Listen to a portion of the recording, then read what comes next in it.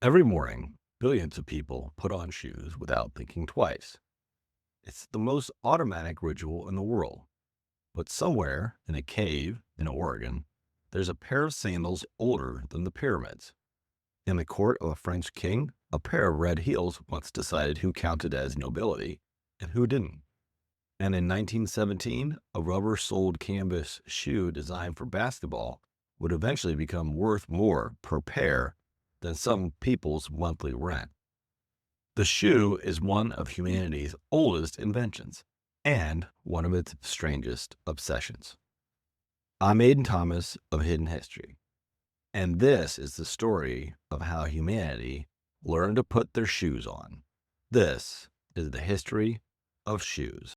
To find the first shoes, we have to go back further than most people expect. Not centuries, but millennia.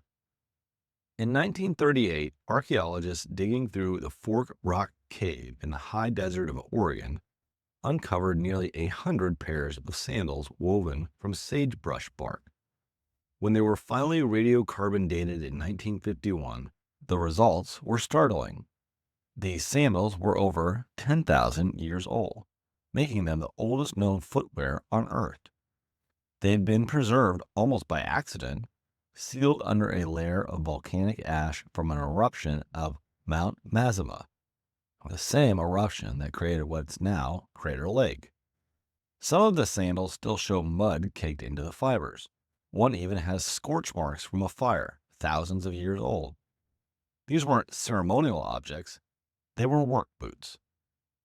But sandals like these were likely a relatively late development in the story.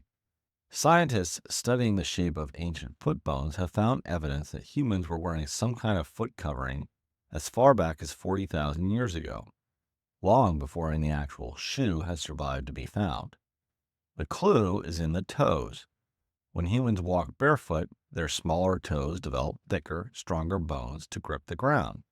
But in certain fossil remains from the Upper Paleolithic period, researchers noticed that those toe bones had grown noticeably weaker, a sign, they argue, that something was already coming between human feet and the earth. And then there's the Ötzi. In 1991, hikers in the Italian Alps stumbled on a mummified body that turned out to be over 5,300 years old. Ötzi the Iceman, as he became known, was wearing shoes that were remarkably sophisticated for their time. An outer shell of deerhide, a netting of tree bark for structure, and a stuffing of soft grass packed inside for insulation. Essentially, prehistoric wool socks built directly into the shoe. In one of the coldest, harshest environments in Europe, someone had already solved the problem of keeping feet warm and dry. So before writing, before the wheel, before agriculture had even fully taken a hold in some parts of the world, humans were already engineering footwear for their environment. The shoe isn't a byproduct of civilization. In a lot of ways, it's one of the things that made civilization possible. Letting people migrate into colder climates and harsher terrain than their bare feet could ever survive. As civilizations grew more complex, so did their shoes. And so did the messages those shoes were designed to send. In ancient Egypt, sandals were woven from papyrus, palm leaves, and leather, and they were clear markers of status. Pharaohs and nobility wore elaborately decorated sandals.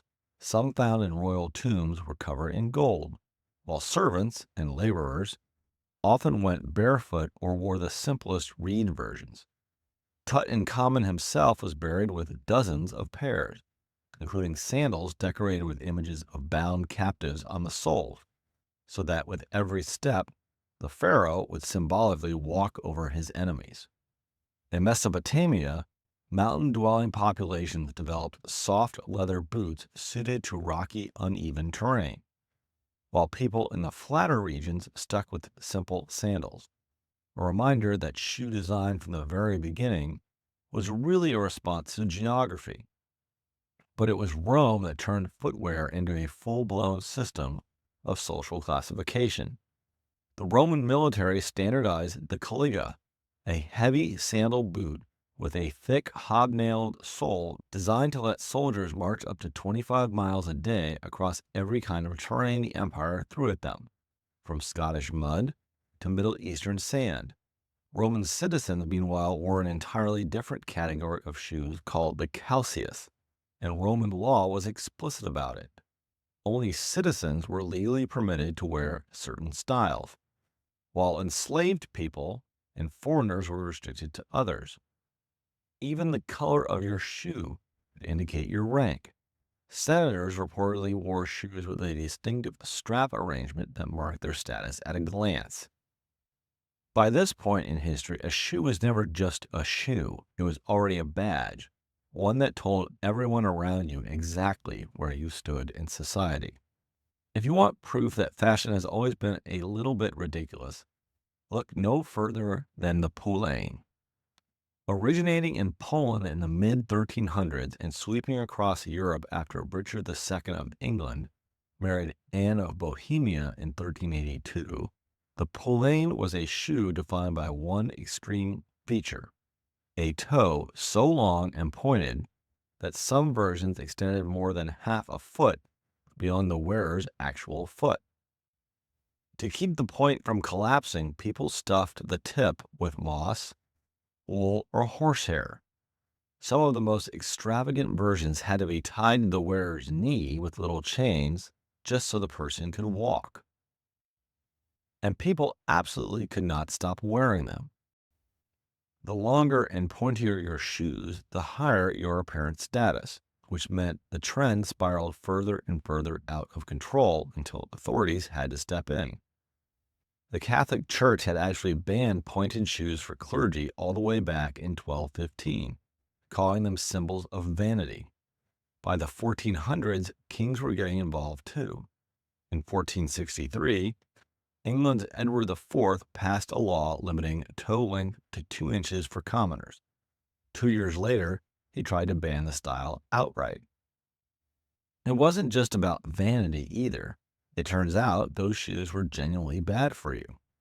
A 2021 study of skeletal remains from medieval Cambridge found that people buried in the city's wealthier areas, the ones most likely wearing Poulaines, had roughly 4 times the rate of bunions compared to earlier populations, along with a higher incidence of fractures from fall, since it's remarkably hard to catch yourself when your shoes are 2 feet long.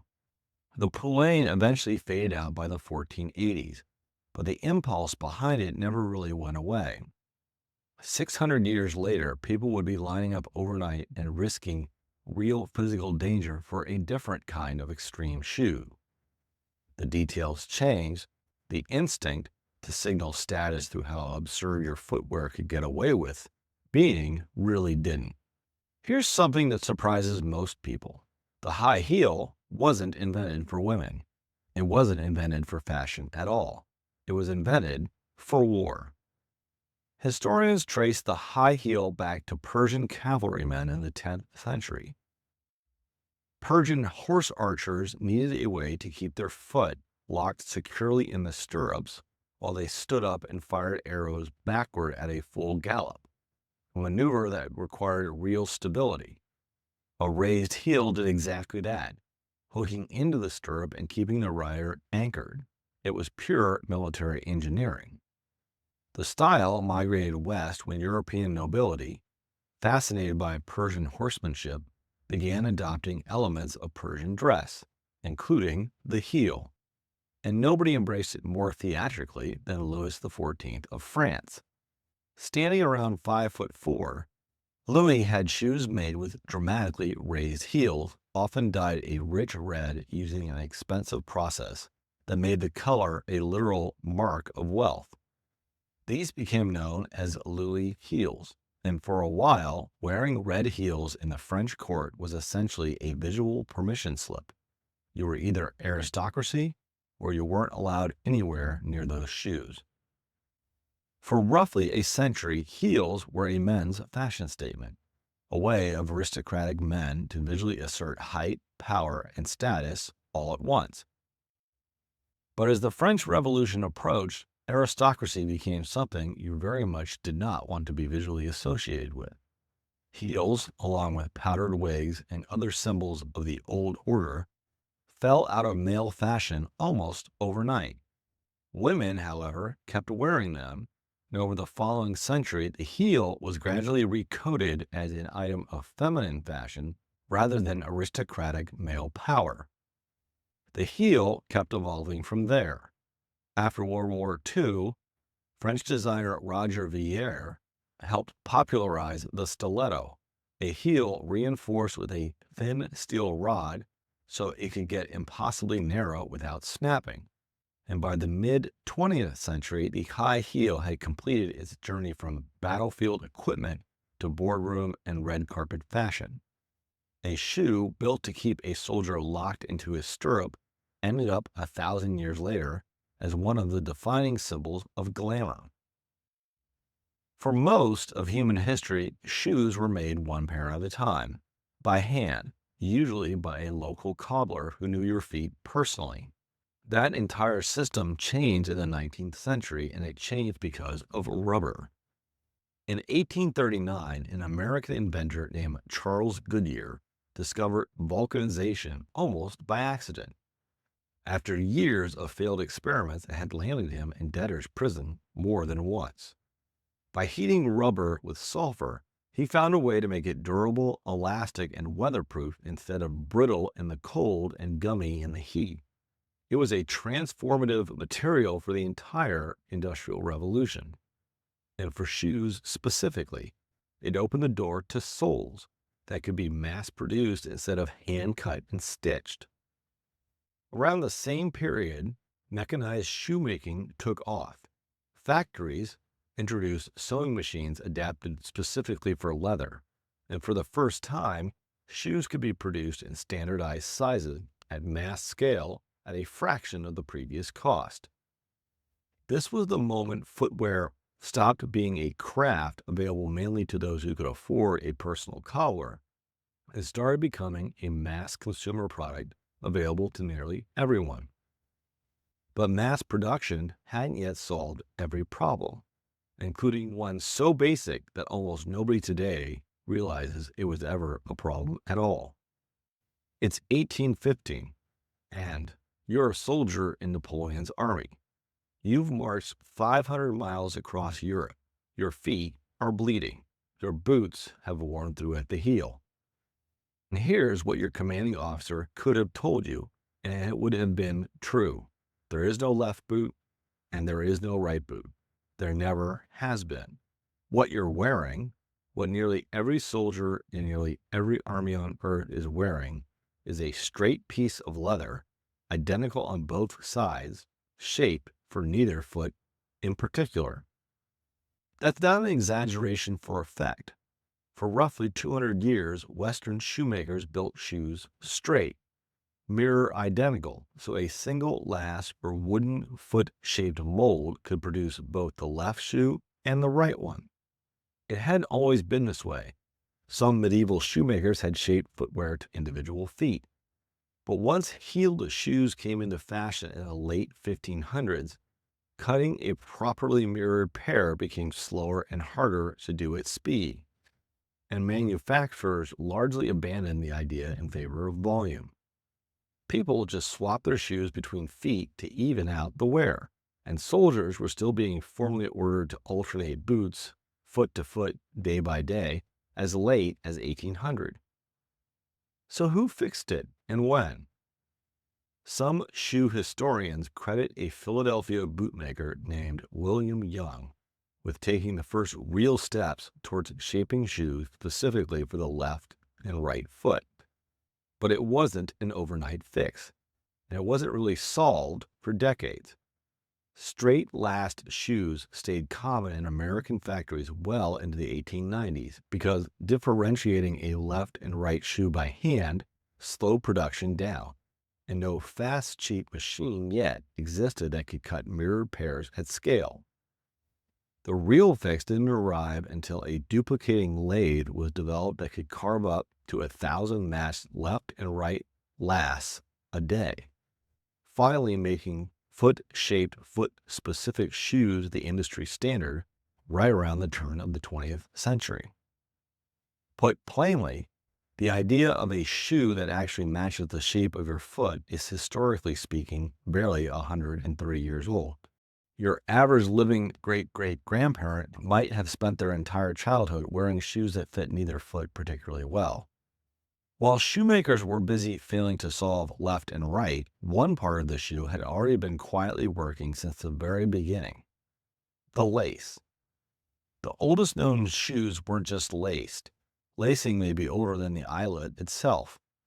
The 55-year-old Irani shoe from Armenia was fastened with a leather cord threaded through slits cut directly into the hide. Ötzi the Iceman shoes, roughly 5,300 years old, were tied with cord made from lime bark. In other words, the shoelace isn't a modern convenience bolted onto an older design. It's been part of the shoe for as long as we have shoes to look at. The little plastic or metal tip on the end of a modern lace is called an aglet, and it got its own surprisingly old story.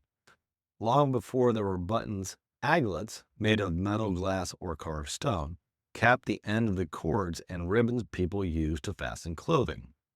Wealthy Romans had aglets made from brass and silver. By Shakespeare's time, some were fashioned into little decorative figures, which he refers to in The Taming of the Shrew as aglet babies. The word itself comes from the French aglet, a diminutive of aiguille, meaning needle. What actually changed the shoelace wasn't a single inventor.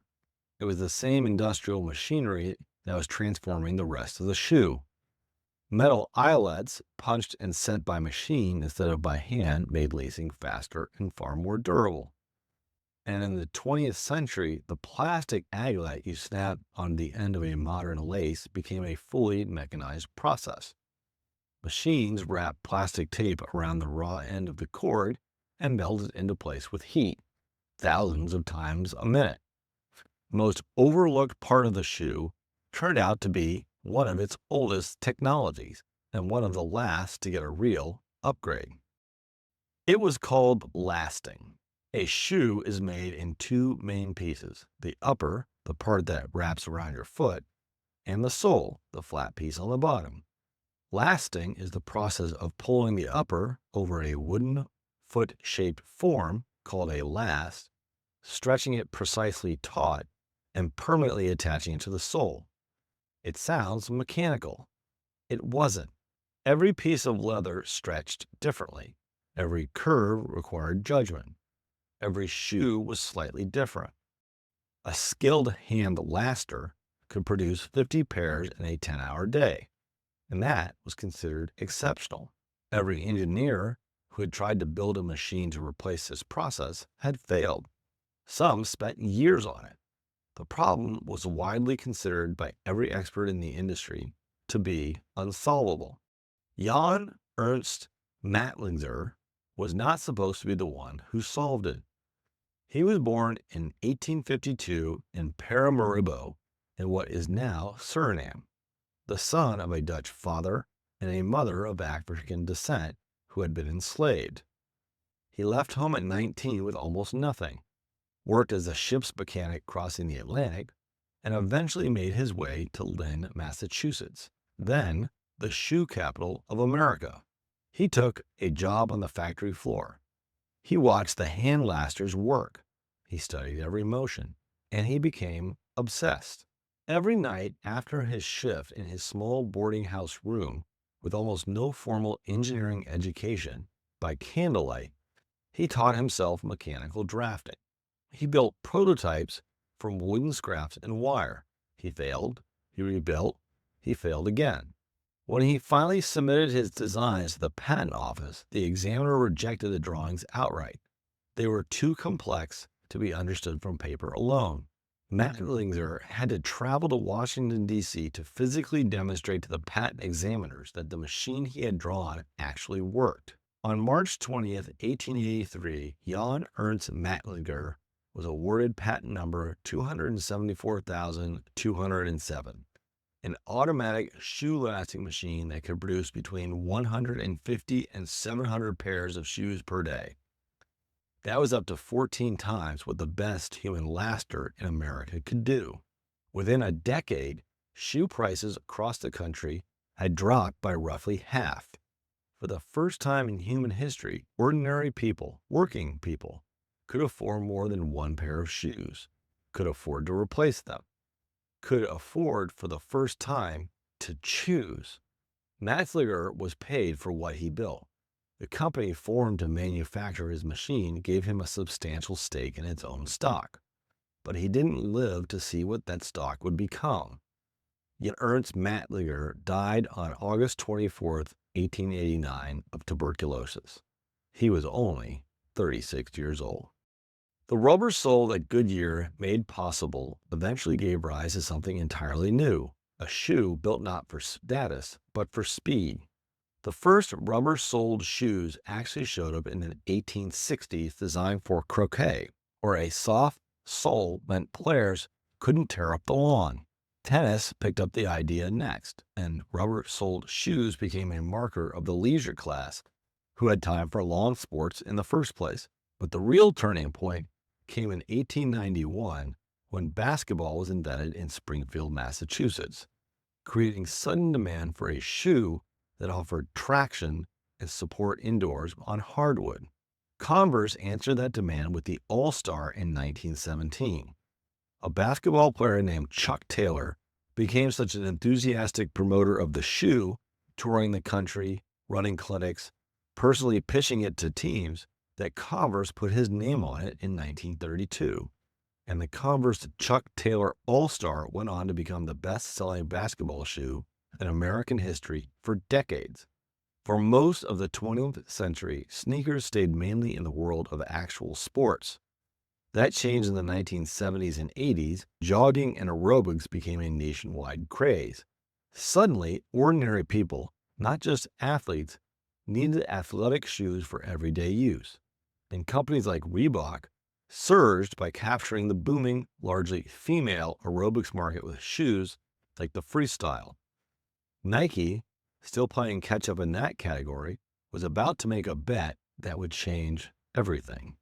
In 1984, Nike signed a rookie basketball player named Michael Jordan and built a shoe line around him. The Air Jordan 2, released in 1986, broke convention by carrying a $100 price tag and a Made in Italy label, treating a basketball shoe like a luxury item for the first time. It worked. Sneakers stopped being purely functional and became a canvas for identity, exclusivity, and status in a way that would have been completely familiar to a Roman senator or a French aristocrat, even if the objects themselves looked nothing alike. That shift never really reversed. Limited releases, collaborations, and resale culture turned sneakers into a global market worth close to $80 billion, with rare pairs reselling for tens of thousands. A shoe, engineered in 1917 for traction on a basketball court, somehow ended up being auctioned like fine art a century later. From sagebrush sandals in an Oregon cave, to Roman law dictating who could wear what, to a French king's red heels, to a man in Massachusetts who quietly made shoes affordable for everyone. The story of footwear has never really been about keeping feet warm or dry. It's been about status, identity, and the very human need to say something about ourselves before we even open our mouth. Next time you put on your shoes without a second thought and actually tie the laces, it might be worth remembering you're taking part in one of the oldest, strangest, and most revealing rituals in human history. I hope you enjoyed today's episode of Hidden History. If so, hit that subscribe button, like the video, give us a hype, subscribe to our email, and comment below on another invention you'd like to see covered. Next week, we're continuing our trilogy on clothing. Next week, we're uncovering the hidden history behind another invention you probably use every day. Something you put on and zip up without thinking twice. Next week, we're covering the history of the zipper. Now, take a look around. History is everywhere.